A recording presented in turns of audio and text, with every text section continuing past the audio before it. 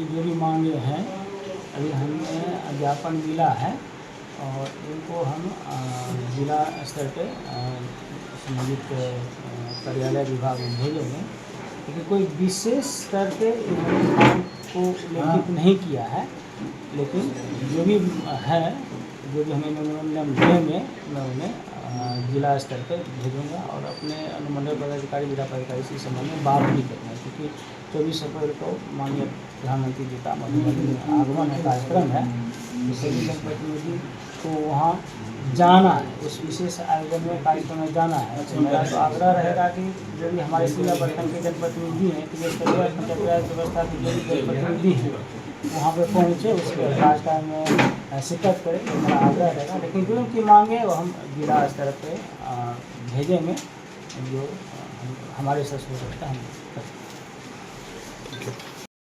रखबे। देखिए, यह त्रिस्तरीय पंचायती राज संघ का आदेश था। आज पूरे बिहार में प्रखंड स्तर पर धरना प्रदर्शन किया गया है। इस धरना प्रदर्शन का उद्देश्य यही है कि सरकार के द्वारा संविधान में जो पंचायत प्रतिनिधियों को अधिकार दिया गया था, उसका हनन बिहार सरकार के द्वारा किया जा रहा है। इसके लिए हम लोग आगामी 24 तारीख को मधुबनी में प्रधानमंत्री आ रहा है, जिसमें काला बिल्ला लगा के हम लोग उनके समक्ष जाएंगे और अपनी मांग को रखेंगे। मांग क्या आप लोगों का? देखिए, पंचायती राज अधिनियम के तहत जो भी अधिकार त्रिस्तरीय पंचायत प्रतिनिधि को दिया गया था, सरकार के द्वारा उसमें कटौती किया गया, जिसमें निश्चित रूप से आप लोग को जानकारी होगा कि मनरेगा में BPL के तहत मिट्टीकरण हो रहा था, जिससे आम नागरिक को इससे फ़ायदा था, वो बंद कर दिया गया था। पशु सेट जो कि किसान के लिए लाभकारी योजना था, उसे बंद कर दिया गया था। डोंगल की व्यवस्था व्यक्तिगत हो गई कि सरकार के कर्मचारी के द्वारा ही डोंगल लगाया जाएगा। दूसरा कि सबसे क्लियर और स्पष्ट है कि मृत्यु प्रमाण पत्र के लिए आपने बहुत सारे नियम को लागू कर दिया है, जिसके लिए लाभुक को यहाँ तो महीनों लग जाता है दौड़ते दौड़ते। इसके बाद कबीर अंत्येष्टि का पैसा जो कि मृतक को उसी समय देना है, लेकिन अब आपने नियम बना दिया है, मृत्यु प्रमाण पत्र बनाइए फिर ऑनलाइन कीजिए। ऐसी प्रक्रिया होते तो 2-3 महीने लग जाती है, वह पैसा का भी कोई आधार जनता को रहा। इस धरना के माध्यम से क्या संदेश देना चाहते हैं सरकार को? इस धरना के माध्यम से सरकार को हम लोग यह संदेश देना चाहते हैं कि संविधान निर्माता डॉक्टर भीमराव अंबेडकर जी के द्वारा जो पंचायती राज प्रतिनिधि को अधिकार दिया गया था, वह अधिकार हमें आप लोग लौटा दीजिए, नहीं तो हम लोग सरकार के खिलाफ 2025 में जो विधानसभा चुनाव है उसके विरोध में हैं। यदि सरकार आपकी मांगों को नहीं मानती है तो इस बार विधानसभा चुनाव में आप लोग क्या करेंगे? निश्चित रूप से विधानसभा चुनाव में जनता के बीच हम लोग इस मुद्दा को लेके जाएंगे। चूँकि 5 साल तक मूल रूप से जनता से हम लोग जुड़े हुए लोग हैं, पंचायत प्रतिनिधि के रूप में जीत के आते हैं, चाहे जिस तरह से लोग जीत के आए, और यहाँ आने के बाद सारा सिस्टम सरकार के अधीनस्थ है, जनता और समाज को हम लोग फ़ायदा नहीं पहुँचा पाते हैं। तो इस बात को लेकर इस बार अगर हम लोग की मांग पूरी नहीं की गई तो हम लोग सरकार के विरोध में जाएंगे। ये 1 दिवसीय धरना है, आगे भी धरना रहेगा क्या? जी, आगे भी धरना प्रदर्शन है। वैसे इससे पहले जो है सो बिहार राज्य पटना में भी एक धरना दिया जाएगा और वहाँ नीति निर्धारण तय होगा कि प्रधानमंत्री के समक्ष हम लोग अपनी बातों को कैसे रखें। सवाल तो नहीं बचा कर बिहार सरकार अपने नज़र में कोई स्थान देने के लिए तैयार नहीं है। उदाहरण स्वरूप पहले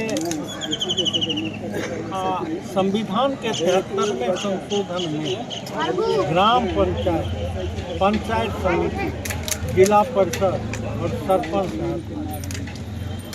सरपंच साहब को फौजदारी से संबंधित जितने भी मुकदमा हैं 320 छोड़ के निष्पादन करने का अधिकार संविधान में वर्णित है। लेकिन सरपंच साहब को आज तक न इजलास मिला, न न्याय मित्र मिला, न पंचायत सचिव मिला, न्याय सचिव वो निर्णय करने से असमर्थ हो जाते हैं, जिसका कारण है जो कार्यपालिका उनके सीने पर लात होके उगाही और गलत सलत निर्णय करके उठापटक का कार्य करते हैं।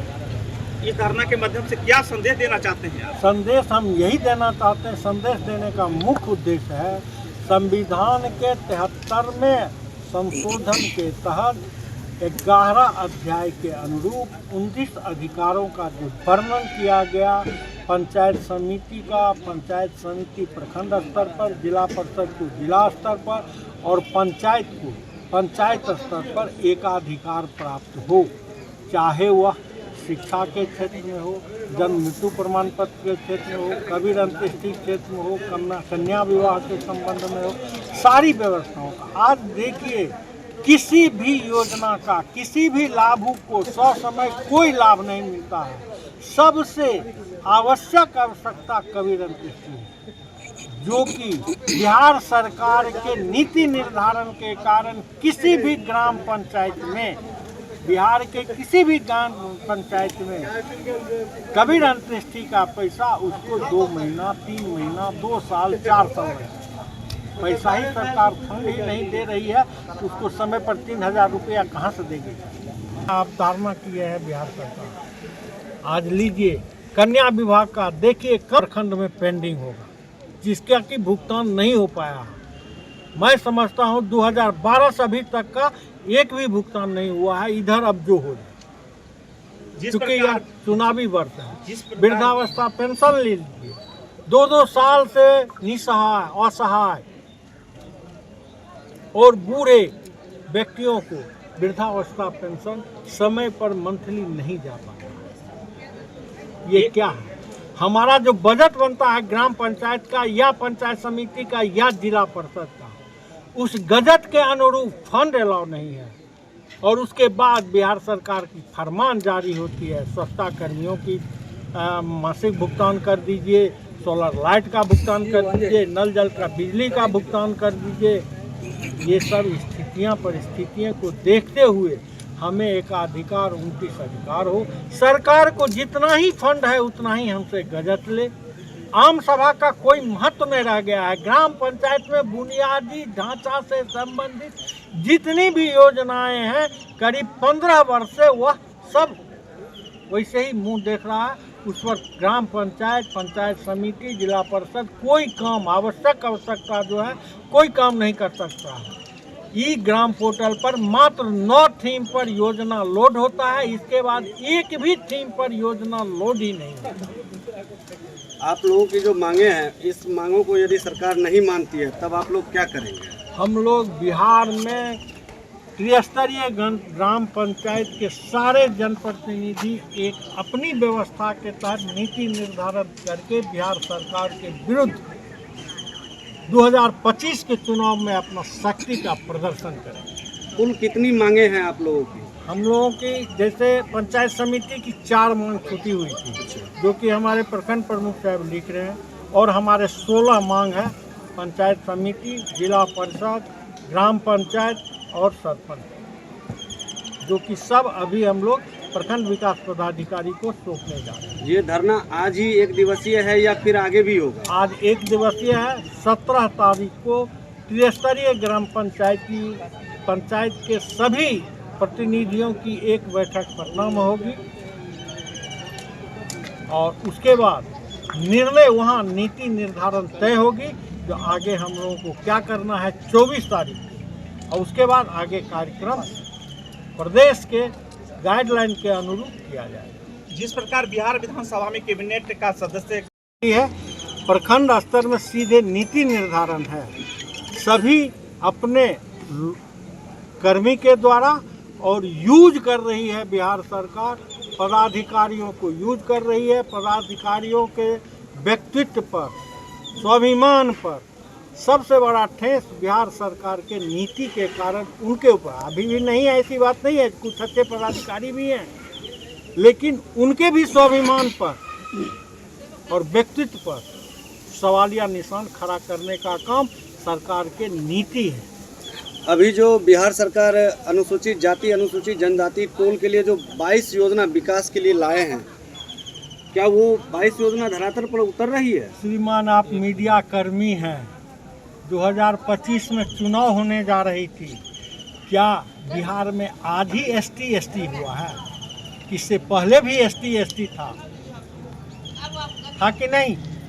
सर हो, राम हो, आपको दास हो, जितने भी आते हैं, पासवान हो, देखिए उसकी वित्तीय स्थिति क्या है, घर की स्थिति क्या है, उस टोल में नल जल की स्थिति क्या है, सोलर लाइट की स्थिति क्या है, रोड की स्थिति क्या है। बिहार सरकार ऐसे ही ढोल TC बिल जब पास कराना रहता है ना, तो ऐसे ही योजना पर योजना लागू करती है। जमीन पर कितनी योजनाएं 50% भी लागू है, बिहार सरकार इसका स्पष्टीकरण दे दे, हम मान लेंगे। इस बार विधानसभा चुनाव में आप लोग क्या दर्शाना चाहेंगे, क्योंकि चुनाव तो नजदीक आ चुका है और आप लोग धरना प्रदर्शन भी कर रहे हैं। 24 तारीख को हम लोगों का निर्णय होगा, हम लोग बिहार सरकार का साथ दें या नहीं दें। हमारी मांग अगर मानी गई तो हम लोग क्यों नहीं देंगे। हम भी चाहते हैं अच्छी शासन मिले, अच्छी व्यवस्थाएं मिले। आज मैं समझता हूँ बिहार में 80% मुखिया जी वहाँ के ग्राम पंचायत के और सरपंच साहब और पंचायत समिति कुबोली कुवचन सुनते हैं, क्योंकि सरकार के नीति के कारण है ही नहीं कुछ।